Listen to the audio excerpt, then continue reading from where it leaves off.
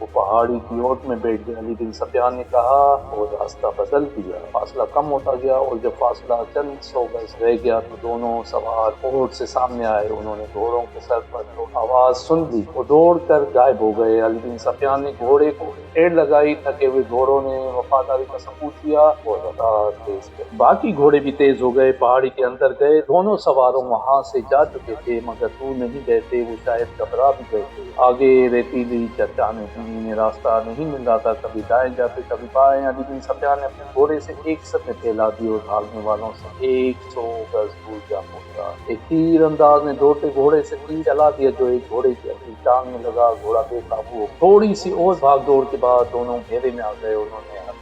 انہوں نے جھوٹ بولا، اپنے آپ کو تاجر کہا، لیکن تلاشی دی تو پیغام مل گیا جو ناجی نے انہیں دیا تھا۔ دونوں کو حراست میں لے لیا گیا، گھوڑوں کو آرام کا وقت دیا گیا اور یہ پارٹی واپس ہوئی۔ صلاح الدین ایوبی بےتابی سے انتظار کر رہا تھا۔ دن گزر گیا، رات بھی گزر جا رہی تھی، آدھی رات گزر گئی۔ ایوبی لیٹ گیا اور اس کی آنکھ لگ گئی۔ سحر کے وقت دروازے پہ ہلکی سی دستک سے اس کی آنکھ کھل گئی۔ دوڑ کر دروازہ کھولا، علی بن سفیان کھڑا تھا، اس کے پیچھے اس کے 8 سوار اور 2 فوجی کھڑے تھے۔ علی اور بیگم کو صلاح الدین ایوبی نے سونے کے کمرے میں بلا لیا اور انہیں ناجی کا پیغام لکھ کر پڑھنے لگا۔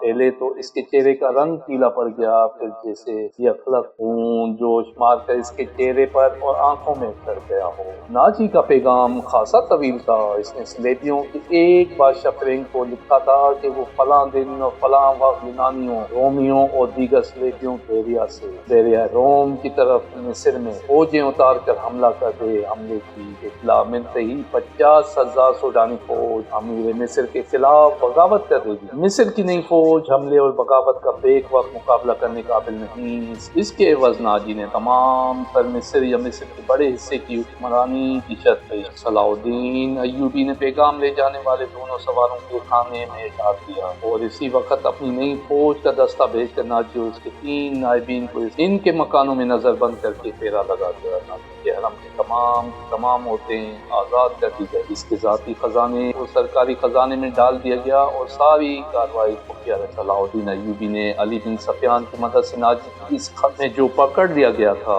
حملے کی تاریخ کو مٹا کر عقلی تاریخ لکھ دی۔ دو ذہین آدمیوں کو یہ پیغام دے کر شاہ فرنگ کی طرف روانہ کر دیا گیا۔ ان آدمیوں کو یہ ظاہر کرنا تھا کہ وہ ناجی کے پیغمبر ہیں۔ انہیں روانہ کر کے اس سوڈانی فوج کو مصری فوج میں مقدم کرنے کا حکم روک لیا۔ 8ویں روز پیغمبر واپس آ گئے، وہ ناجی کا پیغام دے آئے اور فرنگ کا جواب ناجی کے نام دے آئے تھے۔ فرنگ نے لکھا تھا کہ حملے کی تاریخ سے 2 دن پہلے سوڈانی فوج بغاوت کر دے تاکہ صلاح الدین ایوبی کو سلیبیوں کا حملہ روکنے کی ہوش ہی نہ رہے۔ علی بن سفیان نے صلاح الدین ایوبی کی اجازت سے ان 2 پیغمبروں کو نظر بند کر دیا۔ یہ باعزت نظر بندی تھی جس میں ان دونوں کے آرام اور بہترین خوراک وغیرہ کا خصوصی انتظام کیا گیا تھا۔ یہ ایک احتیاطی تدابیر تھی تاکہ یہ راز فاش نہ ہو جائے۔ صلاح الدین ایوبی نے بحیرہ روم کے ساحل پر ان مقامات پر اپنی فوج کو چھپا دیا جہاں سلیبیوں کی بحریہ کو لنگر انداز ہونا اور فوجیں اتارنے کی۔ ان مقامات سے دور اپنی بحریہ بھی چھپا دی۔ حملے میں ابھی کچھ دن باقی تھے۔ ایک مورخ سراج الدین نے لکھا ہے کہ سوڈانی فوج نے سلیبیوں کے حملے سے پہلے ہی بغاوت کر دی جو صلاح الدین ایوبی نے طاقت سے نہیں بلکہ ڈپلومیسی اور حسن سلوک سے دبا دی۔ بغاوت کی ناکامی کی ایک وجہ یہ بھی تھی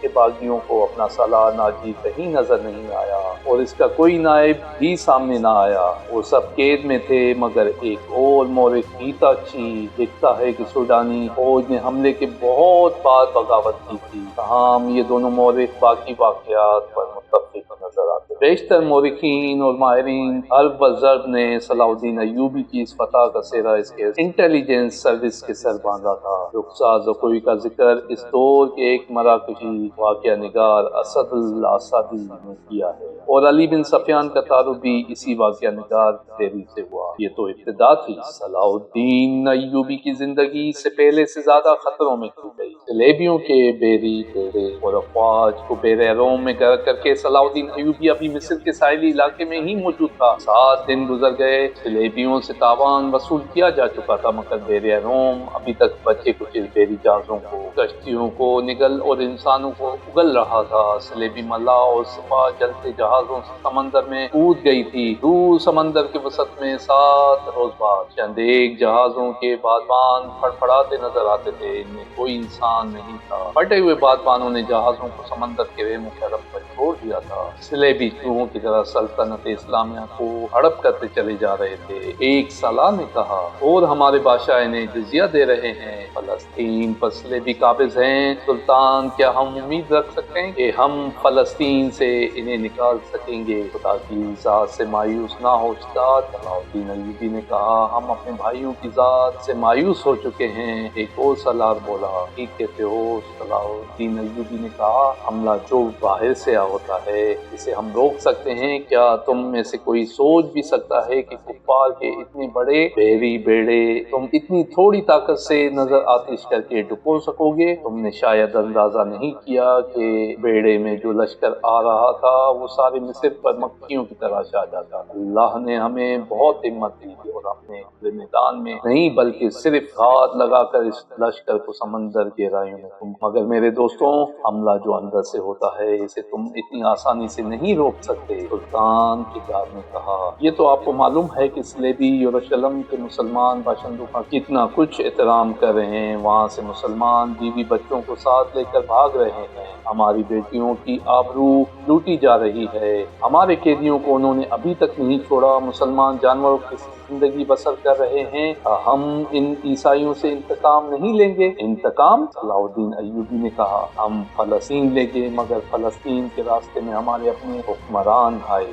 वो चलते चलते रुक गया और बोला, कुफ्फार ने सिले पे हाथ रख के सल्तनत इस्लामिया के खात्मे का हलफ उठाया है। मैंने अपने अल्लाह के हुजूर खड़े होकर और हाथ अपने सीने पर रखकर कसम खाई है, फलस्तीन जरूर लूंगा और सल्तनत इस्लामिया के सरहदें और फक तक ले जाऊंगा। मगर मेरे रफीकों, मुझे अपनी तारीख का मुस्तकबिल कुछ रोशन नजर नहीं आता। एक वक्त था कि ईसाई बादशाह थे और हम जंगजू। अब हमारे बुजुर्ग बादशाह बनते जा रहे हैं और ईसाई जंगजू। दोनों कौमों का रुझान देखकर मैं कह रहा हूँ कि एक वक्त आएगा जब सलमान बादशाह बन जाएंगे, मगर ईसाई इन पर हुकूमत करेंगे। मुसलमान इसी में बदमस्त रहेंगे कि हम बादशाह हैं, आजाद हैं, मगर वो आजाद नहीं होंगे। ये वो पेशगोई है जो सुल्तान सलाउद्दीन अय्यूबी ने आज से कई सौ सदियां पहले की थी। आज फलस्तीन में क्या हो रहा है? 57 ममालिक की अफवाज चूड़ियों की जरूरत पड़ गई है। 2 अरब मुसलमान फिर किसी सलाउद्दीन अय्यूबी का रास्ता देखें, लेकिन हमारे बादशाह और उमरा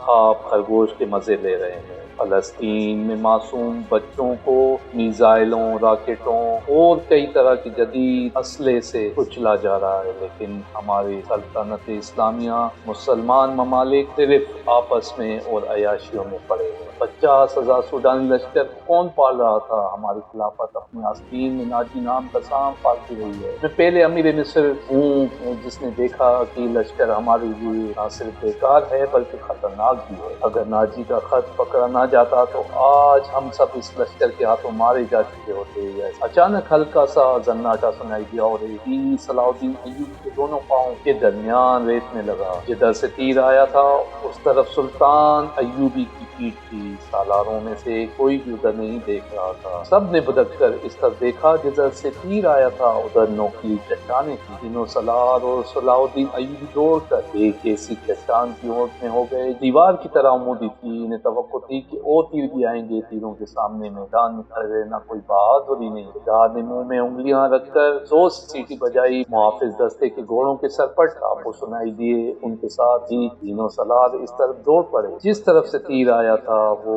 बिखर कर चट्टानों को डर गए। चट्टानें ज्यादा ऊंची नहीं थी। सलाउद्दीन अय्यूबी भी इनके पीछे गया। एक सलार ने उसे देख लिया और कहा, सुल्तान आप सामने ना आए। मगर सुल्तान अय्यूबी रुका नहीं। मुहाफिज पहुंच गए। सुल्तान अय्यूबी ने इन्हें कहा, हमारे घोड़े यहीं छोड़ो और चट्टानों के पीछे जाओ। उधर से एक तीर आया है, जो कोई नजर आए इसे पकड़ लाओ। सुल्तान अय्यूबी चट्टान के ऊपर गया तो इसे ऊंची नीची चट्टानें दूर दूर तक फैली नजर आई। वो अपने सलारों को साथ लेकर पिछली तरफ उतर गया और हर तरफ घूम फिर कर और نشانوں پر چڑھ کر دیکھا کسی انسان کا نشان تک نظر نہ آیا۔ سلطان کی جان خطرے میں ہے، ایک سلار نے کہا، اور ہمیشہ خطرے میں رہے گی۔ صلاح الدین ایوبی نے ہنس کر کہا، میں بحر روم میں کفار کی وہ کشتیاں دیکھنے نکلا تھا جو ملاحوں کے بغیر ڈول رہی تھی، مگر میرے عزیز دوستوں کبھی نہ سمجھنا کہ سلیبیوں کشتی ڈول رہی ہے، وہ پھر آئیں گے، گھٹاؤں کی طرح گرجتے آئیں گے اور برسیں گے، لیکن وہ زمین کے نیچے سے اور پیٹھ کے پیچھے سے بھی وار کریں گے۔ ہمیں اب سلیبیوں سے ایسی جنگ لڑنی ہے جو صرف فوجیں نہیں لڑیں گی۔ میں جنگی تربیت میں ایک اضافہ کر رہا ہوں، یہ فن حرب و ضرب کا نیا باب ہے، اسے جاسوسوں کی جنگ کہتے ہیں۔ سلطان ایوبی تیر ہاتھ میں لے کے گھوڑے پہ سوار ہو گیا اور اپنی کیمپ کی طرف چل پڑا۔